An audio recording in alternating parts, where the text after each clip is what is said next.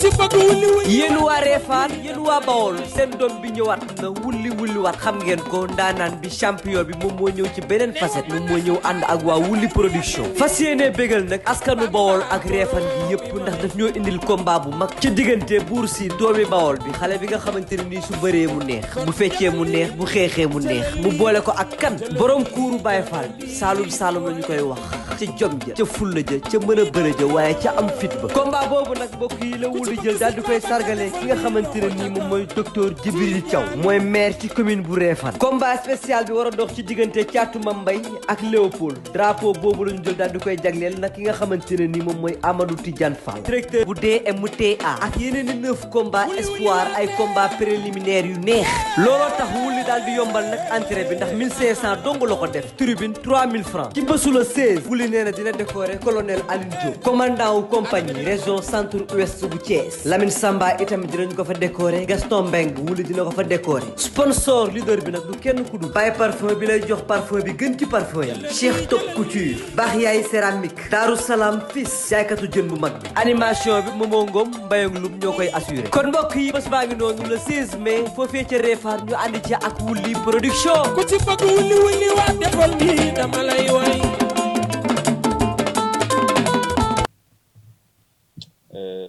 tey nag suñu teewaay fii teewaayu mbégte lay doon li nga xamee ni dafa woona ma ni ma tey gouverneur daf ñuy recevoir vraiment honneur mënul gën a mag loolu te loolu commencé wul tey depuis ñu commencé liggéey bi ba tey gouverneur mi ngi ñuy jàppale mi ngi ànd ak ñun xëy na tey sax résultat yi bu ñu ko amee moom moo ñu may fit moom moo ko yombal ñun nag bi ñu defee chef de délégation boole ñu ak équipe bi mettre nañu en place des stratégies c'était un peu difficile au début parce que CNG daf ñuy écarter complètement ni région ngeen dem leen débrouiller leen comme les autres régions waaw donc il fallait ñu taxawal benn stratégie pour préparer wu pour mën a dem tamit vraiment défendre les couleurs de Dakar bi ñu waxtaanee suñu biir ñu gis ni sélection war nañ ko def rapidement pour am une équipe mais avant ñu def sélection bi on doit compléter l'équipe ñu waxtaan man ak Tafa ñu échanger ci loolu on a mis en place un encadrement le jour de la sélection c'était difficile on n'avait même pas de moyens mais comme def góorgóorlu daal ba organiser ko ba mettre en place une équipe mais loolu ça ne suffisait pas il ne fallait pas laisser les gosses xaar ba jour ba nga dem il fallait les encadrer c'est-à-dire en regroupement interne ça demande des moyens la restauration l'hébergement moom heureusement au siège du CNG lañ ko defee amoon problème mais la restauration yooyu yëpp da si doon dugg ci laa wooy woon duudu xam naa xërëm ci làmb waaw ñoom it ñu xelal ñu appuyer ñu ci la Tafa commencé man sax xëy na ñëwuma woon parce que pour man ma ñëw ak Tafa ñëw benn la parce que peut-être sélection bi moo ñu boole mais on est dans la lutte man ak moom aussi ñu am des relations particulières mais moom lu mu mënoon dox da koy doxee rek man lu mu mën tamit ma dox ko yàlla def nag ñu am benn sélection bu baax avec l'appui de Malick ñu encadré leen au CNG pendant une quinzaine de jours vraiment amuñu problème ils ont apprécié mais surtout grâce à Tafa vraiment yàlla def aussi ñun yàlla booleel ñëpp ay liggéeykat lañu te barewuñu wax parce que man loolu laa gëm daal liggéey bi soxlawul wax yàlla nag boole ñu staff bi ak lutteurs yi ñu fi nekk ñëpp doon ay nit ñu maandu bi loolu bi drapeau bi jege see ñu préparé wu dem bi ñu demee aussi mettre booy dans de très bonnes conditions vraiment de préparé wu bu baax compétition yi ñaax booy ñu bi ñu ñëwee yàlla may ñu ndam waaye nag gouverneur ma lay seedeel ni lépp yow la parce que yaa ñu fital yaa ñu may fit yaa ñu jàppale ñu leen di sant bu baax a baax di sant ñëpp nee naa leen nag victoire Dakar la yëpp ñun ñëpp ñoo ko moom am na yu amoon yoo xam ni kii weesu na léegi li ñu war mooy ñu xool li ci kanam rek leneen li ñëw ñu kanam loolu laa amoon li may wax di jégalu bu fekkee ni li may wax am na lu ci tënk ak yooyu wax bi laa amoon laa akkiwul waaye. Monsieur le gouverneur ñu ngi lay nuyu di nuyu ses collaborateurs ci turu la région de Dakar tamit et tamit ci turu sport ci turu aussi CNG de lutte wax dëgg yàlla li may wax nii yaakaar naa ku nekk dañu ci teg baaraam man ak le gouverneur la woon directement wax dëgg yàlla nuit et jour 24 heures sur 24 dañuy communiquer dem nga fii dem nga ci kii jox nga kii lii jox nga kii la parce que tamit ñun bi ñu ñëwee jox ñu équipe bi monsieur le gouverneur dañu xamal ne yoon wi nii la il faut respecter des sports après en collaboration avec le gouverneur après bi ñëwee nag fi nga war a ñëw nag ni ki ne booy dem fenn dem fi nga war a dem mooy dem nga fi nga war a dem fii la ñu commencé woon démarrer drapeau chef de l'État pour la région de Dakar fii la ñu ñëwaat dem suñu première sortie pour présenter trophée bi le gouverneur yaakaar naa ne kon ñu wàcc yoon benn et mënuma delluwaat nag di wax li nga xamante ne moom la chef de délégation bi di Ndiame Diop wax ñun suñu kàddu yi ñu yëkkati rek mooy kàddu ngërëm ak sant di la xamal ne la lépp lu la waroon ci Dakar nekk ci conditions yu baax pour dem jëli trophée bi defal nga ñu ko ou nit ñi réagir ou ñu bañ a réagir lépp importance mooy indi trophée bi le trophée est déjà ici à Dakar moo tax maan gars yi ici c'est Dakar Ndakaaru Njaay mooy capital bi fi la ñëpp daje suñu jógee ñëpp war nañ jóg ndokk nag bi ñu yàlla booleeg gouverneur boo xamante ne ba ñu jógee jóg na moo tax bu ñu jeexee ñëw nañ tamit daal di koy won na ko yaa ngi ngemboon yebal ñu yónni ñu dem nañ indi trophée bi ñëwaat nañ teg ko sa loxo di gërëm aussi le préfet de la région de Dakar mu ñëw toog ci moom aussi accompagner ko parce que kii di gouverneur di aussi après le préfet à côté Ndakaaru Njaay yéen yor kilifteef bi ñuy dem ñëw nañu wax ak yéen dem nañu jëli nañu ñëwaat nañ ci yéen donc jaxatul ñu guddal en tout cas di féliciter toute la région de Dakar ak képp koo xamante ne sympathisant nga salaamaaleykum wa rahmatulahi taala wa barakaatu. ñu ngi nuyu bu baax di leen siyaar bu baax a baax di am kontaan ak mbégte bu baax a baax ci li ñu indi fii di remercier nag bu baax a baax suñu encadré yi ñu doon encadré si compétition bi parce que wax dëgg yàlla si côté mbëri moom sant nañu yàlla bu baax di remercier yi nga xam ne mooy suñu papa Tafa Gueye Pape Kati xam Père Ndiambe le grand Malick xam nga di nuyu suñu papa du jéego bu baax a baax daal wax dëgg yàlla di am kontaan ak mbégte bu baax a baax di la sant yow tamit bu baax di la gërëm parce que tey bu ñu demee xare ñëwaat nga woo ñu fii loolu kontaan ak mbégte vraiment ñun nag ay ndaw lañ dañoo yónni woon lu toll leen Dakar yónni ñu tey suñu objectif yëpp mooy li Dakar yëpp soxla ñu indi ko yàlla suturaal ñu def indi ko si jàmm ak salaam le reste nag mooy commission yi du jeex chaque at day am te wax dëgg yàlla li am chaque at nag même mu fi nekkul ñun am na suñu ay raq wala ay suñu magam dañuy ñëw pour représenter Dakar tey xam avante ñu ngi si bonne condition mais suñu raq yi ñëw suba gannaaw su bëggee tam ñëw bonne condition comme ñun te loolu dina si yaakaar bu baax a baax daal wax dëgg yàlla te bëggee tam nga taxaw si bu baax a baax daal j'espère jërëjëf. gouverneur maa ngi lay nuyu di nuyu préfet de Dakar di nuyu sa adjoint di nuyu suñu jigéen directrice sport léegi rek maa ngi koy sànni xeer di nuyu chef de délégation muy ñàmme di gërëm it ñi nga xam ne tey muy Amadou Kati Diop ak Moustapha parce que tey bu leen neexoon ñu bañ a yóbbu équipe bi waaye ñoom it ñu ngi leen di gërëm ak Malick ak nag xale yi parce que tey ñoom dañoo dem rek pour défendre li nga xam ne mooy Dakar te Ndakaaru comme ni ñu ko waxee ku ñëw Dakar moo lay dalal tey même région yi doon dem it ku fi bëree Dakar it boo ñëwee waa Dakar lay dalal wax naa ko si benn rajo mën na ko ñun ñu daan leen dalal nag fexe leen ñu dem ngeen bàyyi ñu jël ndam li indi ko Dakar waaw gis nañ sa taxawaay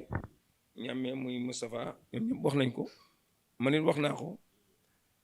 di xamal ne autorité yi yow yaay suñu président de la République yow gouverneur xamal naa leen tamit ne fépp foo xam ne drapeau chef de l'État tudd nañ ko fa te yow chef de l'État jox la cër si réew mi askan bee tax ñu jox la cër kon gouverneur ku mu bind war nga am taxawaayu jàppale équipe Dakar parce que du pour moom pour Dakar la pour président de la République pour Sénégal la may leen nag képp koo xam ne taxawoo équipe bi dañuy ñaan yàlla président dàq la fa ngay liggéey parce que nit ki non dañuy wax dëgg parce que nit ki boo ne yow chef d'état yow da ngay jàppale Macky Sall fii si dëkk bi Dakar Macky Sall di am ay bés war a am ay soxla sénégalais bu nekk dafa war a sentir si yow mi nga xam ne yow yaa fi nekkal président xam ne maa ngi gis président parce que président mënul jox ñëpp mais yow mi mu dénk dara si réew mi yow fa la nit ñi sentir ne man mi kat gis naa président parce que ki mu fi teg mu ngi may dimbali tey bu ñu la soxlaa gouverneur lii lañ soxla yow macha allah da nga pratique préfet sax mosuma ko woo xëy na waaye yow moom ku la woo it di nga jox boo ko waree def di nga ko def boo ko warul def di nga ne ma wool diw wala diw dina la woo te bu la wooyee dina ko def di nga ko def loolu la ñuy ñaan si nit loolu la ñuy xam si nit loolu la ñuy xam autorité da ngay am ful ak fayda jàppale réew mi président lañ fal nag président mënul nekk fépp administration bi lay dénk ay nit ñi muy dénk tey ñoo war a def li tax ñu dénk leen dem maa ngi koy wax Abdoulaye Daouda Diallo parce que tey grève bu ñu ne nañ grève ñii ne nañ grève ñii ne nañ grève ki nga xam ne mooy yokk xaalis ba bu leen recevoir dinañ juboo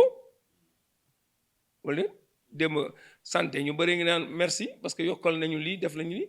mais loolu mooy dëkk mais bu dee ñëpp da ngeen toog seen ruq naan président mais taxutul ñu nekkal fi ñoom nag dañoo am fond boo xam ne ci sport la war a dem waruñu ràññee football la ñuy dimbali wala basket wala nangam làmb mooy suñu cosaan ñun football du suñu cosaan làmb lañu am bu ñu leen fi tegee nag du day ni Dakar xale yi volontaire dañ leen war a jàppale surtout nag ñu ne gouverneur bind na la wala yoon recevoir ngeen délégation bi ñu dem defoo fa dara foo jëm yow après ça nga ne da ngay gagné ay élection mënoo ko gagné il faut ñu waxante dëgg président daf ñu teg ñun pour ñun daal gouverneur pour gàttal loolu moom mënta ñàkk ñu ngi lay gërëm di la sant ak ñi nga àndal di la ñaanal yàlla yokkute ak wér-gu-yaram parce que gis nañ ne yow Dakar gi ñu la dénk bu dëgg yàlla yaa ngi def li nga mën si Dakar mooy recevoir nit ñi foo dégg loo xam ne nii war nga ko wax wala nga war ko def di nga woo ñooñu fii réunion waxtaan ak ñoom lu état bi mën a jël nga ne ko lii la état jël lii moo mën a ne te loolu lañ soxla si autorité maa ngi gërëm tamit délégation bi di gërëm it mbër yi di leen encouragé di xamal nag gouverneur weesugul de ñoom nañu indi rek bu ñu indee ñu jàppale xale yi wasalaam. di nuyu chef de délégation di ko félicité di ko sargal di nuyu encadrement technique bi Moustapha Gueye defe naa kenn du ko présenté ci Sénégal keroog bi ma ko recevoir fii am na sax anecdote bi ma ko doon nettali kat yi itam defe naa ni kenn du ko présenté fii bu ñuy wax affaire làmb encadrement làmb technicien kenn du ko fàtte alors di nuyu également ñi nga xam ni tey ñoo yóbbu woon ñoo nekkoon ci encadrement technique bi également mais également mbër yi xam ni ñoo représenté Dakar sans oublier nag suñu xarit Doudou Diagne Diécko koo xam ni aussi sooy wax làmb Sénégal mënoo ko fàtte boo ko fàtte di nga def erreur bu rëy moo tax bi ma dugg see gis ko rek dama kontaan waaw heureusement que am ngeen réflexe woo ko mu ñëw ànd ak yéen parce que fii du fi gan daaw géej bi ñu nekkee ci problème mu Covid yeeg làmb yeeg yëpp dox na ci dox bu rëy bu nga xam ni xëy na nit ñi xamuñu ko waaye man xam naa ko ministre xam na ko président CNG bi également xam na ko alors di leen di féliciter nag waaw yéen ñi nga xam ni yéen volontaire jël équipe bi parce que c'est pas évident Doudou Diagne wax na ko léegi amul budget amul dara donc volontaire rek ngay doxee ak yaakaar ni dina la jàppale donc loolu ku ko jël engagé wu ko ñeme ko teg sa ndodd amour bi nga am ci sa dëkk moo tax waaye itam amour bi nga am ci sport bi alors loolu laa sentir nag ci yéen man Moussa dama ko sax yërëm yàlla xam na ko dama ko yërëm après parce que dox na wax na woote na lu ne def na ko ma xam ni kii nii muy def nii bëgg ndamal lutte d'abord de manière générale mais également ndamal dëkk bi nga xam ni moom lay wuyoo ca heure bu ñëwee ni ma mën nga gis waaye ñu ne sama gannaaw it même chose moom mi moom wax ni njàmme mi mooy chef de délégation expliqué ma lépp mooy coordonné collectif bi affaire yooyu donc engagement boobu ngeen wane mënul wane na am beneen résultat bu dul bii loolu man daf ma leer parce que gis nga boo nekkee ci lu ñu mën a wax lu ñu mën a wax épreuve nga bëgg mbir mu yomb lool il faut se poser des questions ndax yoon bi nga nekk mooy bu baax mais boo ci nekkee mu jafe dëgër certes di nga posé wu question ndax yoon bi nga nekk mooy bu baax bi mais jàppal ni bu dul bu baax bi soriwu ko parce que mënoo am dara ci ca amoo pas-pas amoo pasteef ñafewoo affronté woo des difficultés c'est pas possible et jour bi ngay kontaan dëgg mooy bi nga nekkee ci épreuve affronté ko ba am ci résultat ci yéen loolu nag moom moo leen dal moo tax véritablement lii da ngeen ko mérité moo leen di félicité bu baax di leen di gërëm aussi parce que turu Dakar ngeen yóbbu alors kenn du wax Dakar ca xalaatoo kilifa yi nekk Dakar yaa xam yaa ngi ci wàllu administration wala yaa ngi ci beneen wàll mais tey mënoo tudd Dakar ignoré ñi nga xam ne tey ñoom ñooy yor Dakar c'est pas possible moo tax yéen suñu tur ngeen yóbbuwoon kon nag bu ngeen amee ndam li gaa seen ndam la waaye suñu ndam la ñun tam moo tax kontaan naa ci lool di leen gërëm di leen sant di leen félicité mais nag di félicité xale yi ñii ku leen xool xam ne xale yu ndaw lañu xale yi man waa xale yu ndaw lañu donc ça veut dire que am na lu ngeen def ci ñoom def ngeen ci ñoom fit fulla fayda jom ba ñu mën a dem ñafe ba indi ñu ndam bi kon nag yéen véritablement maa ngi leen di féliciter di leen di remercier également ci seen comportement parce que su ngeen amoon comportement bu ñaaw bu baaxul kon ñii duñ leen ñemee indi fii alors nit nag loolu la boo nekkee ci équipe nekk am sa staff da nga leen di may dégg-dégg may leen autorité bi nga xam ne war nañ ko am ci yow ba ñu mën a def li ñu war a def ci yow loolu itam dëgg-dëgg ñu ngi leen ci félicité bu baax a baax di wax Doudou Diagne nag ndam li ñoo ko bokk ñun ñëpp tàmbalee ci yow dem ci amateur yi nga xam ne yaa leen jiite kilifa Dakar yi ñoom ñëpp parce que lii Dakar da ko soxla woon lii gëj na fi am ah oui man defe naa su ma juumul ñeenti at yi passé yëpp ndam bi ñëwul fi gëj na fi ñëw dem naa fi nekk naa fi Kolda gars yi gagné ko fa defe naa alors waaw depuis loolu xam nga donc ça veut dire que soxla woon nañ ko ca day gën a dolli nit ñi effectivement pas-pas bi ñu am ci làmb alors di féliciter également ki nga xam ni moom moo yor wàllu sport fii ci Dakar parce que aussi ndam li ndamam la ndax mënoo wax sport aussi jéggi ko di féliciter maires yi les maires des communes des villes parce que ñoom ci wàllu politique ñoom ñoo fi nekk ak askan bi ñi nga xam ne itam président jox ñu leen ndomb tànk ñuy wuyoo Dakar itam di jàpp ci yu mel nii ñoom itam ñoom ñëpp seen ndam la alors préfet bu Dakar mi ngi fi yeneen préfet yi itam xam nañ ni maa ngi leen di recevoir ñoom ñëpp daal ku nekk fa nga nekk jël na ndam ni def na ko ndamam alors yàlla na leen jëkk nag et puis yeneen topp ci voilà xale itam dem bañ naan roi des arènes fii waaw yàlla na ko yàlla def en tout cas soxla nañ ko ci dëkk bi et puis suñu borom dinañu jàppale bu ngeen toppee ci gannaaw encadrement bu rafet bi léegi nag effectivement am na ñu balaa ngeen di dem moom dafa xam na ci dara quand même am na ñu nga xam ni waxoon nañ leen ni seen dem bi pour ñu jàpp ci alors bi ngeen ñibbisee dem bi ma waxaatan taxa nee naa ko effectivement comme li Doudou wax ñëw ngeen mais terewul dinañ suivre ba lépp lu nga xam ne war nañ ko teg seen loxo ci neexal ñu teg ko seen loxo alors ki njëkk réagir ci ñoom nag mooy sa xarit Lat Diop waaw ñëw na moom dafa ne ko gars yi ñi ngi ñëw mu ne ma non kon maa ngi lay yónnee léegi bu ñu ñëwee nga jox leen daaw tam jàppoon na ci dëgg-dëgg alors mais ren dama ni ko véritablement il faut nga jàppale gars yi ñu ngi koy defee ci course yeeg yooyu bon parce que ñoom c'est que seen particularité mooy bu ñu nee Dakar dañ naan CNG bi la donc ñoom kenn du leen toppatoo léegi la ma dul kii ma ni ma CNG dafa ne dem leen ngeen toppatoo suñu bopp donc loolu mooy faussé affaire yi dañuy jàpp ni CNG moo leen yor alors que yéen da ngeen nekk région comme yeneen yi donc da ngeen war ñu leen di toppatoo donc daal moom jox na ma participation daa ko teg seen loxo léegi participation bu am solo daa ko teg seen loxo bu ko defee mu xam ni egsi na jot ngeen ci ñeneen ñi nga xam ni également suma ay nit lañu ku ci nekk dinaa ko woo ni ko effectivement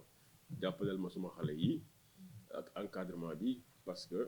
yéen a koy faral di wax ku def lu rëy nag ñu war la defal lu rëy kon daal loolu laay wax di leen di féliciter encore di leen gërëm di leen sant di wax duru na ñaanal gaa ñi nag ñaanal gaa yi ñu président gën leen dëgëral xam nga dund moo la xoolee sa draaj ak sa mbaxane bi xam ni am na loo xam waaw voilà donc daal ci gàttal loolu laa bëggoon wax kontaan naa lool alors dina leen jox chèque bi nga xam ni Lat yónnee na ma ko da kii ngeen commencé ngeen voilà léegi itam li nga xam ni bëggoon naa ko ci yokk effectivement mooy que am na ay kilifa yu nga xam ni ñu ngi ci dëkk bi di yëngatu alors bëgg a jàppale askan bi alors kenn ci ñoom tam bi ma ko waxee lii véritablement am na lu ma yónnee muy naa ko teg seen loxo muy Lat Diop bi nga xam ni moom mooy directeur général bu LONASE véritablement moo ma jox chèque bi muy chèque bu 2 millions pour ma teg ko seen loxo bu ko defee ngeen xool nan ngeen koy gérer yéen encadrement technique bi en relation avec boy yi nga xam ni ñoom ñoo indi ndam lu rëy li muy ndamal Dakar donc kon seen tour si yéen ñëpp moo koy remercier moom tam di ko féliciter alors di ko ñaanal suñu borom jàppale ko wala lu mu mën ren mu déwénee mun ëpp lool ñi ci des aussi ku ci réagir rek bu soobee yàlla dinañ leen woo ngeen xam ni noonu la demee bu soobee yàlla. J'ai déjà fait. C'est bon. waaw mbokk yi kon mbokk lii lañ jële si woon fii ci kër gouverneur ñu naan ko Gornor ci wàllu wolof de la région de Dakar mu feggoog adjoint ba pare feggoo ak préfet mi nga xamante ne ñoom ñaar ñoo yore Ndakaaru jële nañ fi nag li ñu naan chèque gu ñaar ci ay millions de francs CFA chèque bi nag ki ñu ko jox moom mooy directeur de la LONASE di Lat Diop di doomu Ndakaaru donc équipe bu Ndakaaru gépp ñu ngi koy gërëm di ko sant ki tudd gouverneur muy chef de délégation bi Ndiame Diop Moustapha Gueye directeur technique Amadou Kati Diop l'entraîneur ak staff bi yëpp ñu ngi gërëm geste bu noble bu rafet bi nga xamante ne dafa am solo ndax nit ki boo ko yebalee mu dem matal li nga koy yónni nga jox ko ndàmpaay loolu day yokk waaw góor kon xale yi tey ji da ngay seetlu ne ren li ñuy def ak encouragement yi suivre derrière bu ñu demaatoon déwén tamit dañuy fexe def lu ko ëpp kon boog remerciement la boo xamante ne Ndakaaru yi ñëpp ñoo ko defal le directeur de la LONASE di Lat Diop mais duñu dem mukk aussi te remercier wuñu du Diagne Diecko mi nga xamante ne doomu Ndakaar la non seulement mais aussi c'est le président de l'association des amateurs de lutte l'infatigable Doudou Diagne donc lii daal moo nekkoon kàddu yi mbokk yi gërëm ñëpp sant ñëpp delluwaat encore di sant gouverneur ak collaborateur yi mu àndal muy le préfet ak son adjoint salaamaaleykum wa rahmatullahi taala wa barakatuh jërëjëf yéen waa Réfane yéen waa Bawol seen doom bi ñëwaat na wulli waat xam ngeen ko ndaanaan bi champion bi moom moo ñëw ci beneen facette moom moo ñëw ànd ak waa wulli production fas yéene bégal nag askanu Bawol ak Réfane gi yëpp ndax daf ñoo indil combat bu mag ci diggante Buur Si doomi Bawol bi xale bi nga xamante ne nii su bëree mu neex bu feccee mu neex bu xeexee mu neex mu boole ko ak kan borom kuuru Baye Fall bi saalum la ñu koy wax ca jom ja ca fulla ja ca mën a bëre ja waaye ca am fit ba combat boobu nag mbokk yi la di jël daal di koy sargale ki nga xamante ne nii moom mooy docteur Djibril Thiaw mooy maire ci commune bu Réfane combat spécial bi war a dox ci diggante Thiatou Mambay ak Léopold drapeau boobu lañu jël daal di koy jagleel nag ki nga xamante ne nii moom mooy Amadou Tidiane Fall directeur bu DMTA ak yeneen i 9 combat espoir ay combat préliminaire yu neex looloo tax wulli daal di yombal nag entrée bi ndax 1500 dong la ko def tribune 3000 francs ci bésu la 16 wulli nee na dina décorer colonel Aline Diop commandant wu compagnie région centre ouest bu Thiès Lamine Samba itam dinañ ko fa décorer Gaston Mbengue wulli dina ko fa décorer sponsor leader bi nag du kenn ku dul Baye Parfum bi lay jox parfum bi gën ci parfum yi Cheikh Top Couture baax yaay céramique Darou Salam Fils jaaykatu jën bu mag bi animation bi Momo Ngom Mbayang Loum ñoo koy assuré kon mbokk yi bés baa ngi noonu le 16 mai foofee ca Réfane ñu ànd ci ak Wouly production ku ci bëgg wuli waa defal nii dama lay woy